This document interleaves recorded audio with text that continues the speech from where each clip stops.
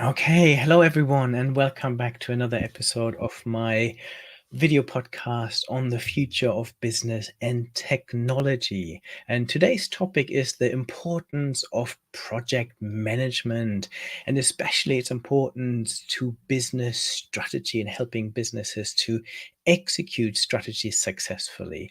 And to help me discuss this, I am very pleased to say I'm joined today by Professor Adam Boddison, OBE, who is the Chief Executive of the Association of Project Management. Welcome, Adam. Thank you for having me, Bernard. Yes, so lovely to have you with me today. Where are you joining us from today? Well, I'm in sunny Coventry today. I'm happy to say it's sunny because it's often not It sunny here. is.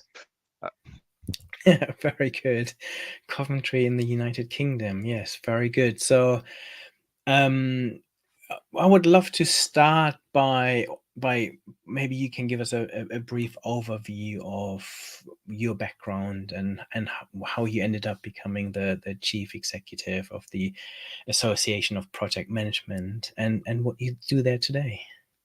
Sure. I am, as you said before, currently the chief executive of the Association for Project Management. I've been in this job for around about 2.5 years, and I arrived here through an unusual route, which did not involve being a project manager at any point, bizarrely. So my background is actually as an educationalist and working in the charity sector. Mm. So I started life out as a maths teacher, ended up running teacher training programs in universities, and then worked running a professional body for children with special educational needs, or for the professionals that looked after those children with special educational needs. And it was that got me into this world of professional bodies. And I wanted to do something which was more generalist rather than very specialist.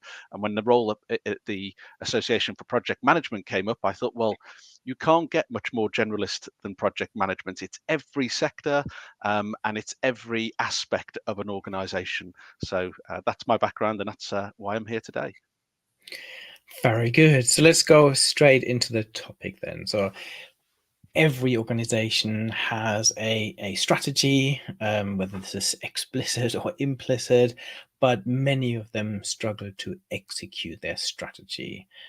Why do you think business strategies fail? What is at the root cause of some of this? Well, I don't think there's any one reason for every business strategy failing. Of course, if there was, we'd all know the answer, and we'd all have very successful strategy execution now. I think part of the challenge that I see commonly, though, in organizations is that the people who are very good at coming up with the vision and the idea behind a strategy don't necessarily have the right skill set to be able to then execute that strategy. And I suppose it's sometimes about recognizing that a different skill set is needed for strategy execution and strategy conception, if you like. And when it comes to strategy execution specifically, often strategies are based around delivery of change, whether that be new products and services, whether it be about revamping existing offers, bringing something new to the market, trying to reach out to a new market. It is a change of some form, and there is a whole profession, if you like, that's been built up over many years that can deliver that type of change. And of course, I'm talking about the project profession, but that's typically not seen in many organizations as being a core part of strategy execution and strategy delivery. It's quite often a specialist part, somewhere off in the side of the organization that maybe is delivering particular projects like, I don't know, a new CRM system or something like that. But it's not thought of as being the vehicle that could deliver the main strategy execution that a business has. Yeah, and I completely agree. I think it's sometimes easy for organizations to develop a strategy or strategic priorities, and then it's really important to link all of your strategic objectives to real deliverables and projects and activities and programs, and they then have to be delivered. And I think this is where lots of organizations don't deliver as well and as successfully. What are some of the biggest challenges that you see in organizations that is around strategy and around strategy execution? I think one of the challenges that's kind of felt internally, but exists and comes from the external environment, is the amount of complexity that exists. So I sometimes talk about VUCA. For those who haven't heard this before, it's volatile, uncertain, complex, and ambiguous. And I think the operating environment for businesses is increasingly VUCA. And what does that mean from a strategy execution perspective? It means that the plan you have on day one might not be the same plan that you need to have on day 100 or day 1000. There's this constant revisiting of the business case, if you like, for what you're trying to do, how you're trying to do it, and is that still the right thing to do? Is it still going to deliver the intended benefits? And often, with this kind of operating context, the answer might be no. So that requires the plan to change, and that can be a hard message, right, to sell. If you're the architect of a strategy, you get full sign off from your board, and then 100 days later, you turn up and say, actually, maybe this isn't quite the right strategy for us anymore. That can be a hard message to sell internally.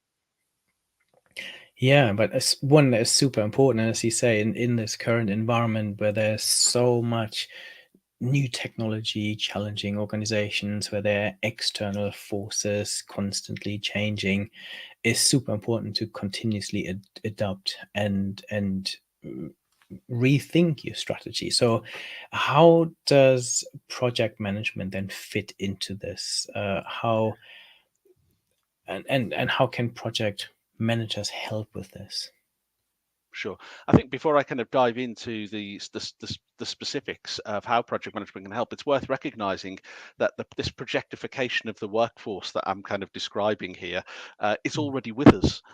If, as an example, if you think about when people apply for a job now, it used to be the case that maybe people would apply to join an organization and they'd want to grow their entire career in a particular industry or in a particular role. They'd stay there for 20 years, maybe longer. That's not happening now. People are turning up for jobs and they say, right, I'm going to do this job for 3 years and then I'm going to go and mm, do something different. And they're saying that from the outset. And so, that's something with a kind of defined start and end with a particular kind of goal in mind. It sounds a lot like a project. So you're seeing this kind of projectification, if you like, occur within people as well as within processes. It's both sides of the coin there. But to come back to your So, your oh, do you sorry, have go on. examples of this? What does that mean in practice, then, the projectification of people? What I'm talking about there is the idea that if I'm coming to an organisation with a very specific goal in mind of something I want to deliver, Mm, and then I'm going to go do something different, then some of the principles of project management can be applied to the people side of things. So, as an example, let's talk about something like risk. So, risk and risk management is a big part of project management. We all know about risk registers and all the rest of it. Actually, the way in which you think about the risk of changes to your workforce, because there's going to be a much greater turnover, needs to be thought about. The way in which you want to deploy that person, who you know is maybe going to be there for 3 years, it might be different to how you might invest in that person if they're going to be there for 20 years. Now, that's not to say, just to be clear, that you shouldn't invest in them.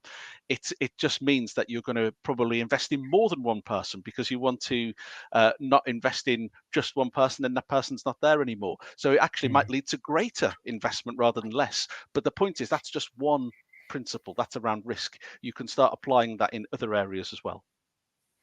Very good. So why do we need to incorporate projects into strategy, and how can this then help us with the challenges that we've just talked about and really enable businesses to succeed? Yes. So if I think about what leaders are actually delivering, and how that's changed over time, I think this kind of leans into the question. So if I go back 50 years ago, I think most leaders were delivering business as usual for the vast majority of their role, and there was probably a small part of their role which was about delivery of change. I would argue now that that's probably completely reversed, and that most leaders spend most of their time delivering change, and probably Mm, a small amount of time delivering what we might think of as business as usual.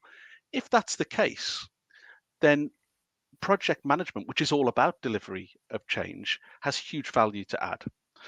Because it provides a well evidence-based structured approach to delivering change, to controlling the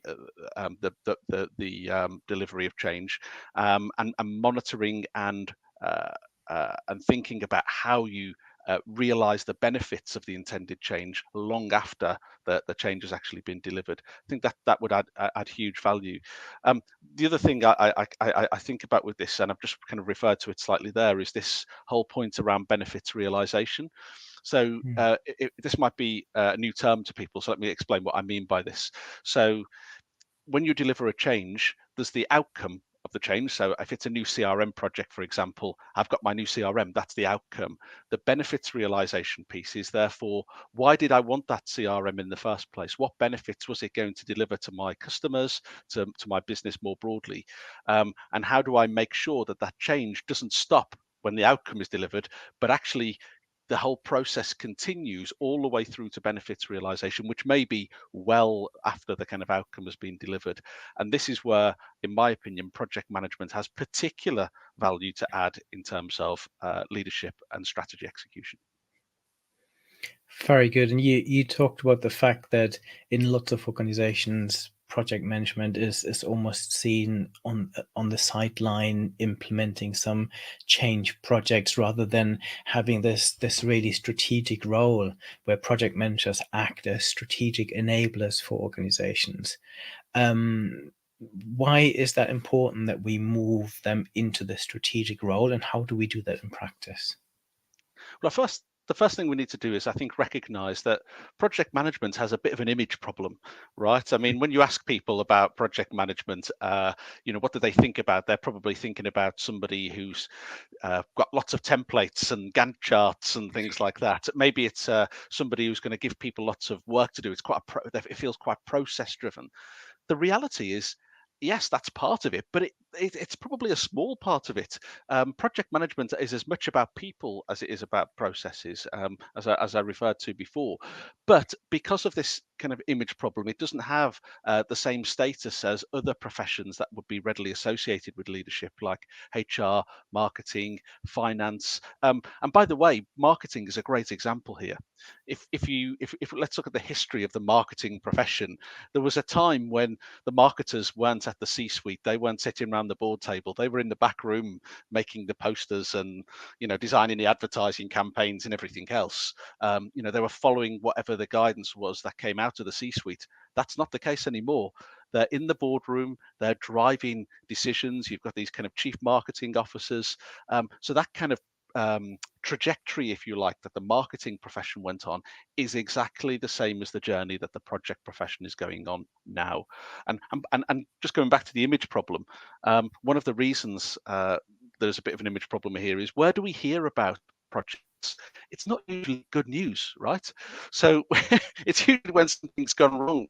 So if we read about a project in a newspaper, it's, I don't know, the project's late, it's gone over budget, it was a disaster, it was a waste of public money. So there's this kind of trial by media that happens as well, which is partly the reason why I like doing things like this today. It gives me the chance to tell the other side of the story, which is where projects really, really deliver. So I think that's really important. But we must give it the same status as those other professions. MBA programs, for example, at the moment are based on HR, marketing, finance. Why isn't project management there as a fourth pillar of leadership, given that so much of leadership is about delivery of change? So what does that mean in practice then? In the future, what do organizations need to do? What do leaders need to do in order to change this and incorporate project management further up into the strategic management of the organization? So I think one of the first things to do is actually to look at the C-suite itself and the kind of roles that exist on the C-suite.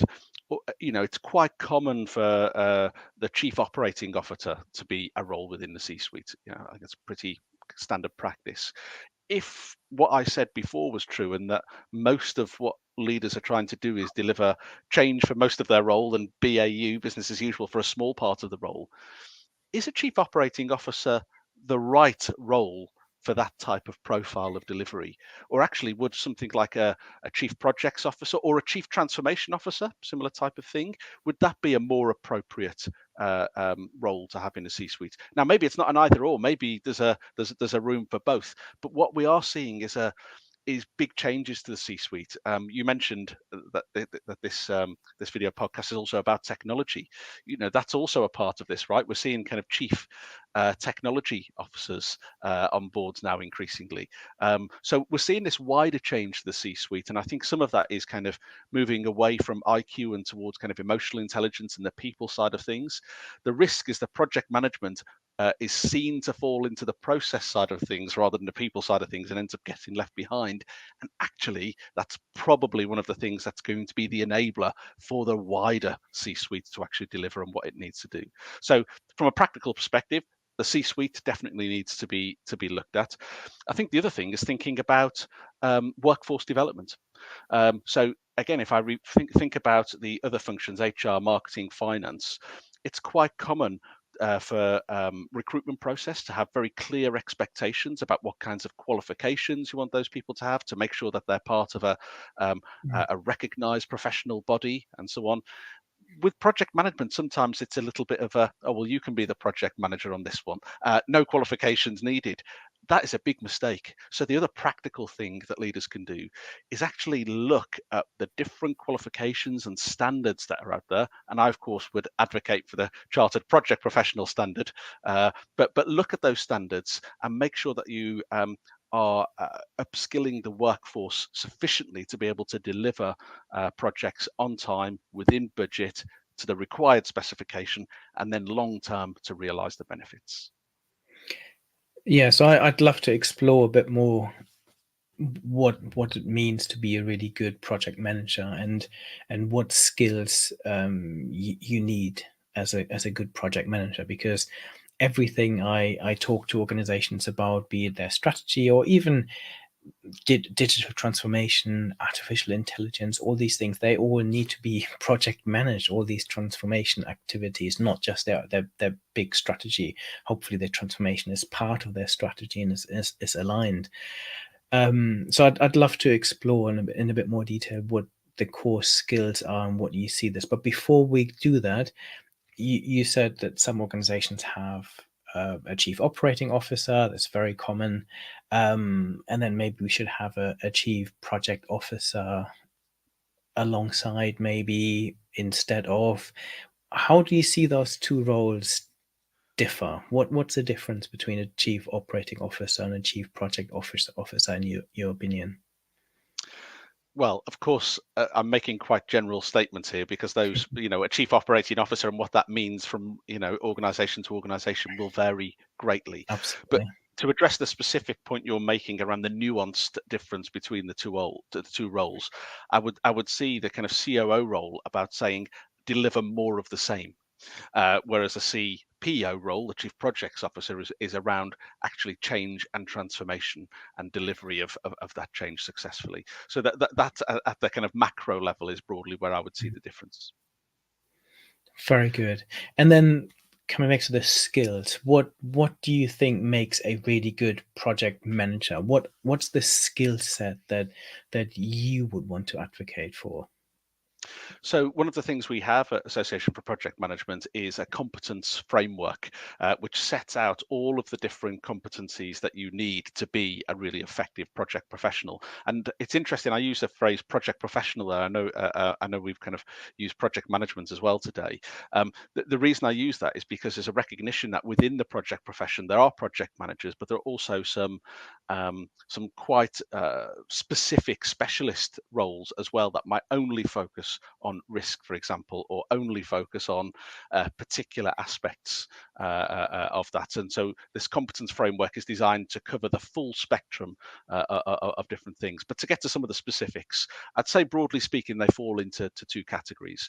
You've got the kind of the interpersonal side of the competencies, so things like leadership, teamwork, actually being able to uh, uh, uh, recognize the value that diversity brings is one of the competencies that's in there as well. So there's all of the kind of the interpersonal and people side of things. You've then got the kind of more technical side of the role, so things that we've talked about already about risk management, issue management, uh, actually proper strategic planning and execution is in there as well, and there's lots of other kind of technical aspects, and it's having the appropriate balance of the two.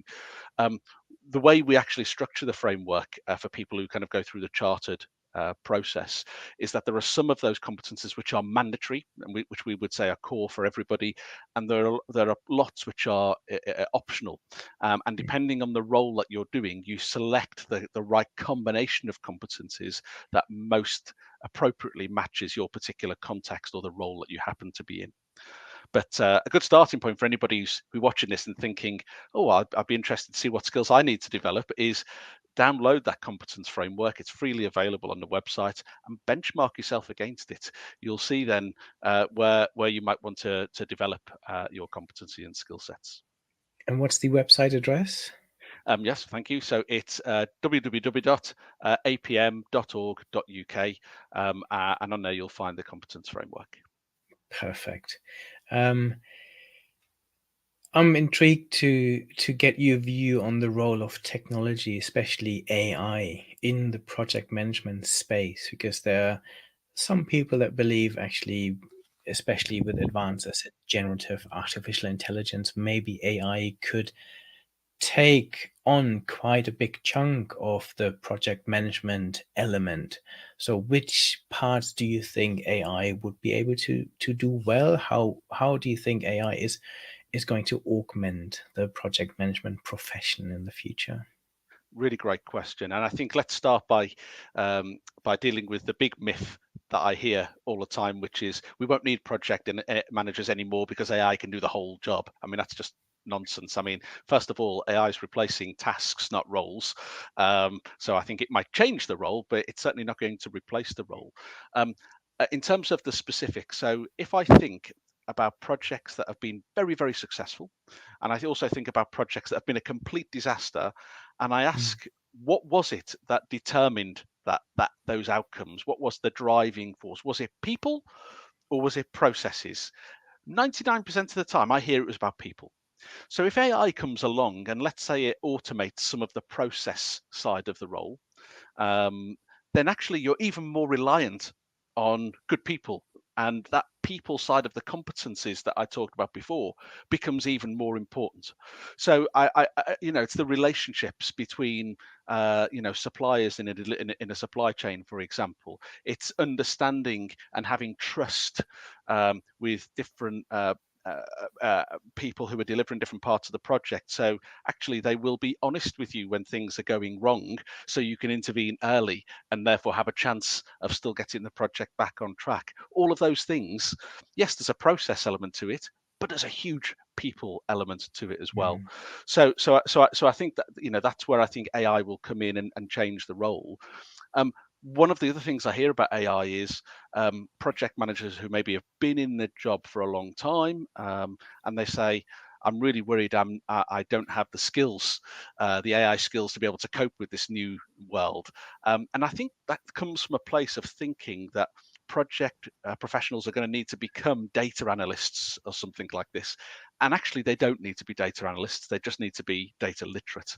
And it's one of the things we've published a lot on recently about, well, what does that look like? What does data literacy look like for different roles? And again, we've Yeah. mapped out different personas and said, well, look, these are the basic kind of project data analytics and AI skills that you might need to be successful in these types of roles. But of course, it changes all the time. So it's very much Mm. an iterative process, which I'm sure we'll be updating regularly. Do you have any examples of organizations that have done this successfully and have really made project management more strategic in their organizations, and it has helped them deliver on their strategy execution? Um, any good examples?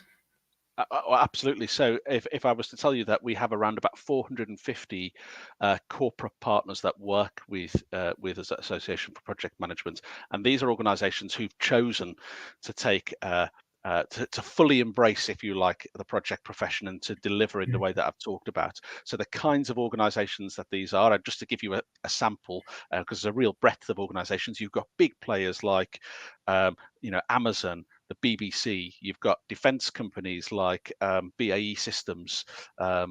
You've got kind of infrastructure type companies. Lots of the government departments are in there as well. But then you've got smaller organisations.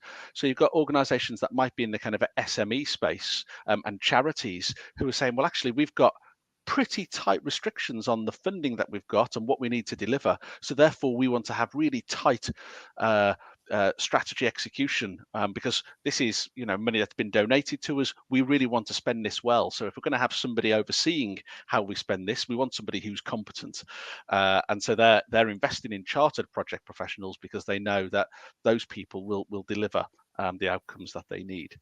The other interesting point that we haven't really touched on is kind of ESG, so the kind of environmental, sustainable, and governance side of things. One of the pieces of research we did showed that those organisations where they'd really invested in chartership for a proportion of their workforce, a strategic level, if you like, they started to see better progress towards their ESG goals than for the organisations where that investment hadn't taken place. And given how important it is now for organisations to really think about ESG, this is another kind of good return on the investment that they're making in terms of upskilling their workforce. Yes, we're getting the strategy executed well, but we're doing the right things at the same time. Very good. And what would you say are some of the key learning points? If you look at the organizations that are partnering with you, that are working with you, and the ones that you are seeing are doing this really well, what would you say are some of the learning points that other organizations might pick up on and implement? I think the first thing I would say is that the approach to embedding project management should be built in to what the organization is trying to achieve and not be a bolt on. The organizations that try to make it a bolt on, it's either too easy to undo, so changes of personnel and all of a sudden it's not there anymore, or it comes across as not being sufficiently important and therefore doesn't deliver on its intended purpose. So I think Mm. building it in so it's core to the organization, and taken seriously by leaders right at the top of the organization, I think is the first thing. So built in rather than bolt on. The second thing is it does require a level of financial investment, of course, in kind of upskilling the workforce and developing the workforce, but also an investment in time. We're Mm. talking about changing an approach here, changing a culture of an organization to some extent, and that's not going to happen automatically. So that kind of time investment to really drive something like that forward, I think, is going to be very important. Very good. And if you look ahead into the future, what would you like to see in, let's say, 5 years' time, So, in your space? I think for me, it's around this chartered standard, because we've only had chartered project professionals for about 6 years now, so it's relatively new compared to other very well established chartered professions. But that chartered standard, I would like to see that increasingly become the expected global standard when it comes to project management. So when organizations are going out there and looking for a project professional to help them deliver in the way I've talked about, they don't just go for any project professional. They go for one that's chartered, because they know that's the person, that's the individual that's going to be competent in the role and is going to be able to deliver successfully the strategy that's been set out.